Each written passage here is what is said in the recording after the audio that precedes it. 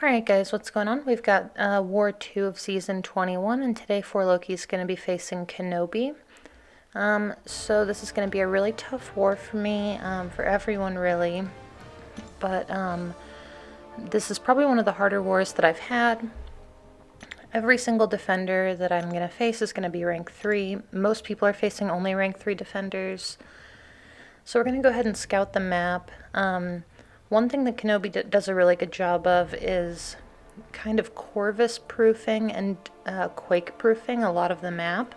Like on Path 5 in Section 2, you know, like Quake is ideal for the first, or I'm sorry, in Section 1, Quake is ideal for the first fight but can't be used for the second fight. So they've just done a really good job of making sure that you need multiple attackers to take each lane. So I'm sure it was very tricky to plan. It was very tricky to fight. And yeah, so just taking a look at their map here. EMP modification Hyperion, that's rough. That needs a magic. So, and then for the boss, it's a rank 3 6-star Apocalypse.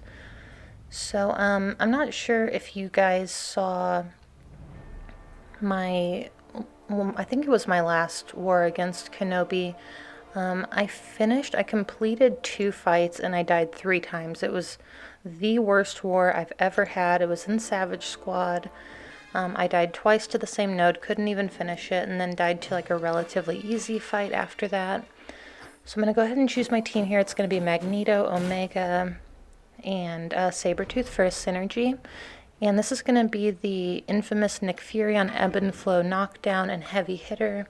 So there's a strategy to this fight, and you need Magneto and Sabretooth in order to do it. And basically what you want to do is you want to start the fight, you want a heavy, and you just want to play it like normal. So it's kind of boring. Nick Fury is not metal, but when you knock down an opponent with Magneto, if you have Sabretooth on the team, it's going to heal block the opponent. And Nick Fury, he shrugs all debuffs and like passive heal blocks and everything like that when he loses his life model decoy.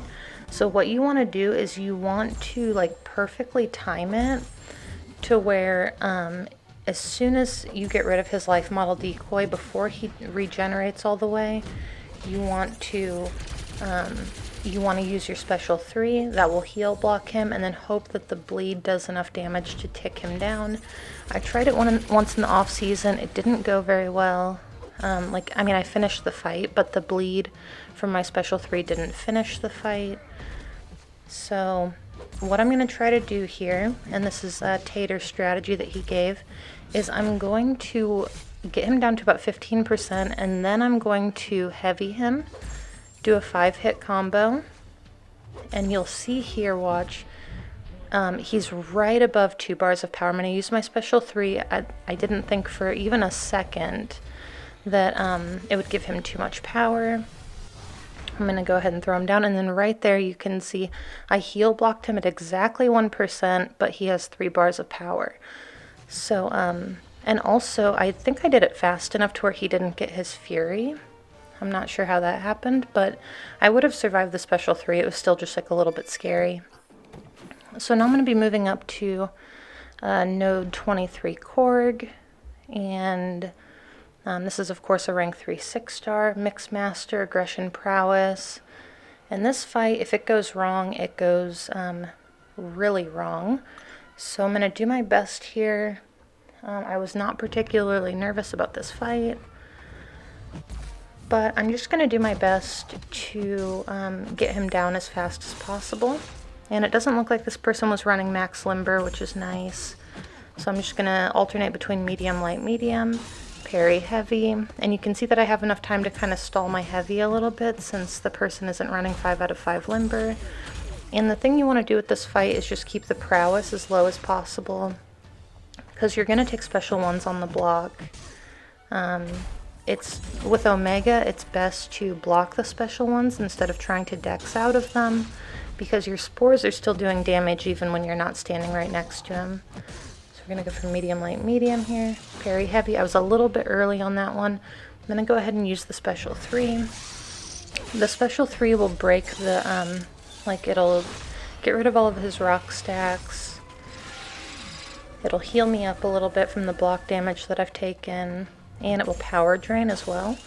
So here I'm going to go ahead and heavy, lock in my spores, and you can see that even just with one prowess, each hit of the special 1 is still doing like 1300 through the block.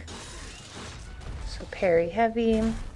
This is where using the special 2 instead of the special 3 might come in handy, but I'm not super worried about it. I know he's going to go down. And you can see that he's just throwing his special 1 like right into my block. It's kind of interesting. Use the special 2 and that'll finish the fight. So that was a really clean Node 23 Korg fight for me. The past few seasons I've had a really rough time. So far this war is going much better than my first war against KenOB. And then this, I didn't know I was taking it going into the war. I was really worried. This is one of the fights that I was just sure I was going to die to. And this is going to be Encroaching Stun and Power Reserve with Killmonger. So this is really good placement for Killmonger, especially if they don't give Corvus charges in the beginning. I think Corvus could still do fine with this fight even without charges. But I'm just going to try to hit him as little as possible, get to a bar of power.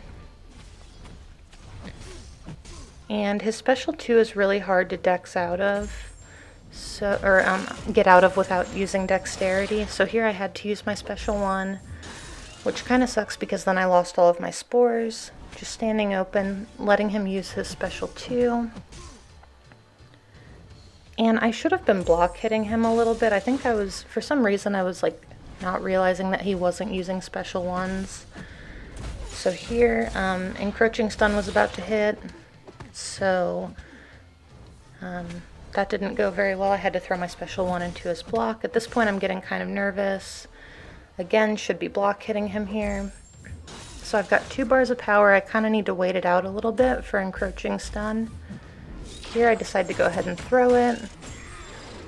And I do have mutant boosts on, like mutant power boosts, so my special 2s are just kicking me right back up to another special 2. So I decided to block that first part of the special 2. And here, I'm going to go ahead and use my special 2 again. And I think I would have been fine there. The timing is kind of weird for me with Encroaching Stun. There's a window where if you're in the middle of a special animation, you're okay, even if it finishes a little bit early. And I wasn't quite sure what that window was. So that was another mistake. Here I'm going to go ahead and use another special 1, heal up a little bit. And so this is kind of where it becomes a little bit of a drag. He's at 17%, I'm at 34%. Waiting for him to use his special 2. I want to try to get the stubborn off of me. And here he gets really passive right before the timer's about to go, so I throw my special 2 into his block. The special 2 gives a lot more space than the special 1 does. The special 1, they can punish it if you throw it into the block with Omega, but the special 2 they can't. So I'm going to go ahead and block it, keep the spores going, and then here I'm going to go ahead and finish with my special 2.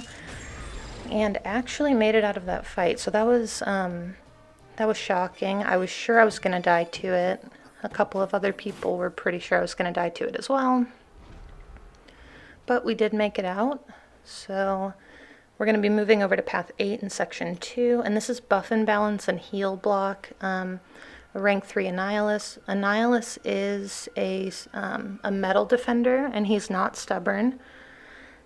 So with Magneto, he's going to have more buffs than Annihilus, so this should be an easy fight. Should be able to shut down most of his abilities with Magneto. So I'm going to go ahead and parry heavy. And a couple times I'm going to assume that my parry sticks, like right there I assume that it stuck, and it didn't. So, and this person's running more limber than the person who placed Korg was.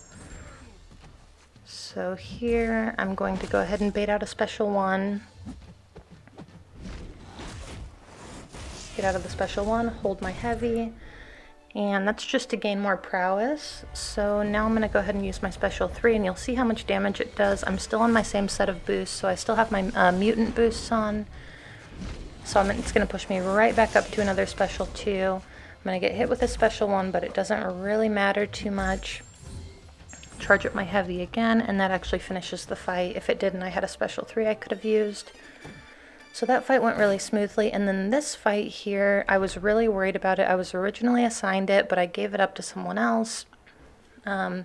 We lost 2 attack bonuses on it, so this was actually for the last attack bonus, and this is a really, really, really tricky matchup here with Thing. You know, with Omega, you really don't want to block hit him too much. This has powerful from afar and kinetic transference. So the combination of those 2, if he gets, you know, stingy with his specials at all, you're kind of done for.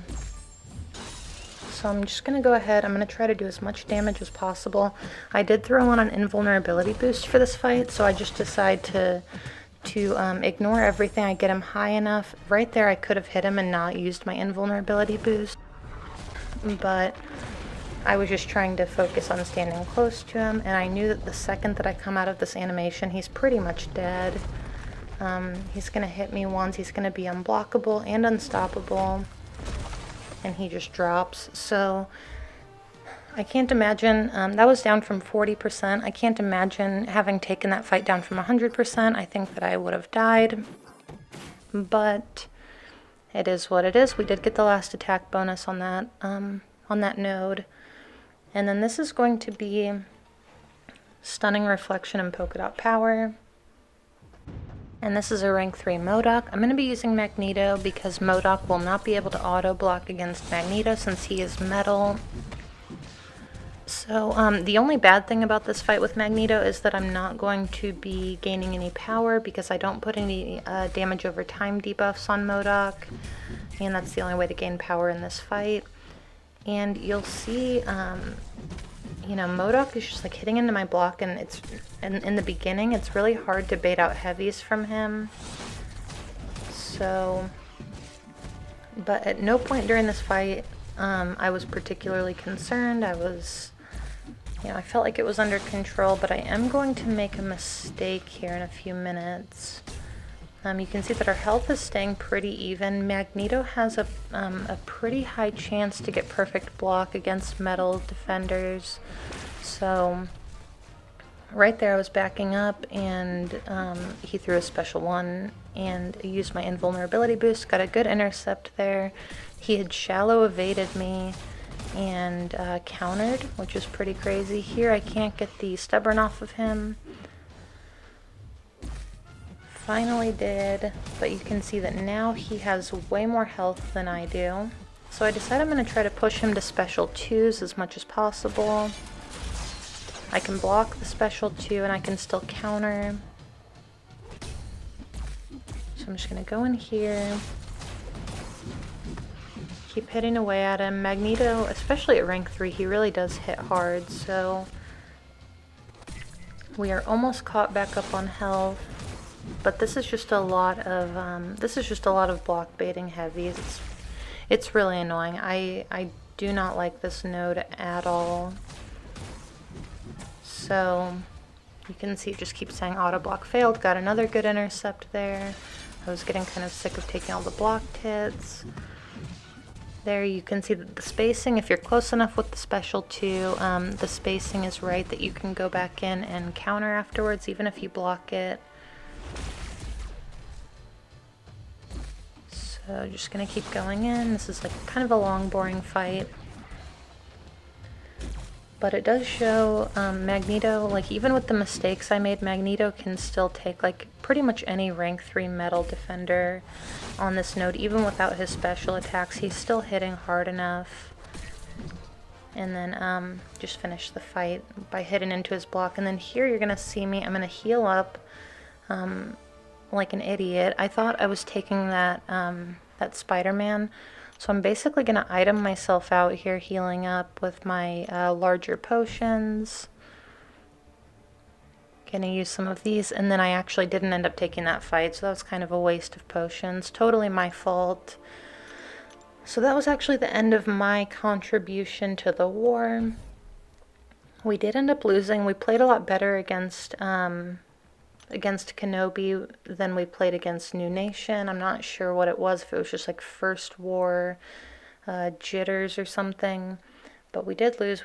We died 12 times, and they died four times. So great job to both sides, and I will see you guys in the next video.